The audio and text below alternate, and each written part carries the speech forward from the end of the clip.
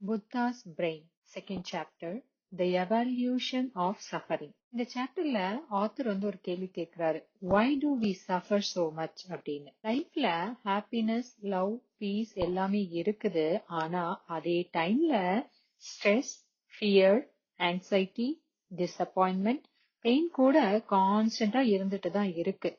இதுதான் சஃபரிங். ஒரு ப்ராப்ளம ரெடியூஸ் பண்ணணும்னா ஃபர்ஸ்ட் அதோட ரூட் காஸ் அண்டர்ஸ்டாண்ட் பண்ணணும். அதனால இந்த சாப்டர்ல சஃபரிங்க எவால்வியூஷன் ஆங்கிள் எக்ஸ்பிளைன் பண்ணிட்டு போறாரு. நம்ம பிரெயின் சர்வைவல்காக எவால்வ் ஆனது அப்படிங்கிறாரு.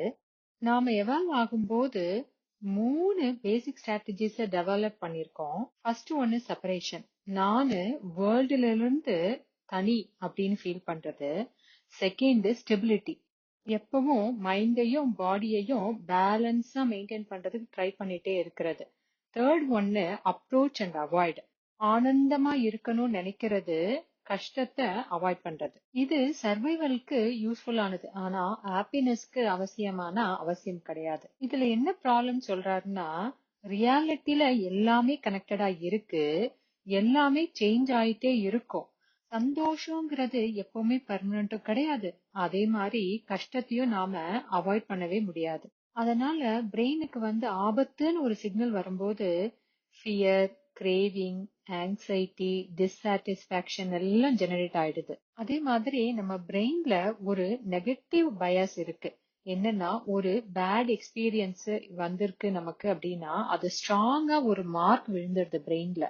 சோ அத அப்படியே வச்சுக்குது. அதே குட் எக்ஸ்பீரியன்ஸ் பார்த்தோம்னா அது ஸ்லிப் ஆகி போயிடும். அதுக்கு வெல்க்ரோவ நெகட்டிவுக்கும் டெஃப்லான பாசிட்டிவுக்கும் உதாரணமா காட்டியிருக்காரு. பிரெயினோட அடுத்த பிரச்சனை என்னன்னா, ஒரு ஸ்டிமுலேட்டர் மாதிரி எப்பவும் ஒரு மினி மூவி மாதிரி ஓடிக்கிட்டே இருக்கும். எய்தர் மைண்ட் பாஸ்ட் ரிப்பீட் பண்ணிட்டு இருக்கோம், இல்லனா ஃபியூச்சரை இமேஜின் பண்ணிட்டு இருக்கோம். இதனால பிரசன்ட் மூமெண்ட்டை எப்பவுமே மிஸ் பண்ணிட்டே இருக்கும். இதனாலதான் அன்னெசரியா சஃபரிங் நமக்கு இன்க்ரீஸ் ஆயிட்டே இருக்கு அப்படின்னு சொல்றாரு. சஃபரிங் வர்றது நம்மளுடைய ஃபால்ட் இல்ல, இது பிரெயின் எவால்வ் ஆனதே அப்படிதான், அதனாலதான் அது ஏற்படுது அப்படின்னு சொல்லியிருக்காரு. ப்ராப்பர் அண்டர்ஸ்டாண்டிங்னாலையும் செல்ஃப் கம்பேஷன்னாலையும் இதுல இருந்து ரிலீஃப் கிடைக்கும்னு சொல்றாரு.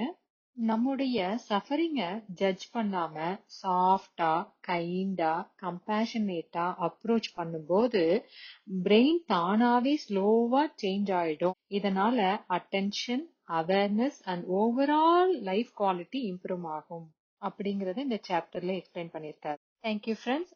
அடுத்த சாப்டர்ஸ்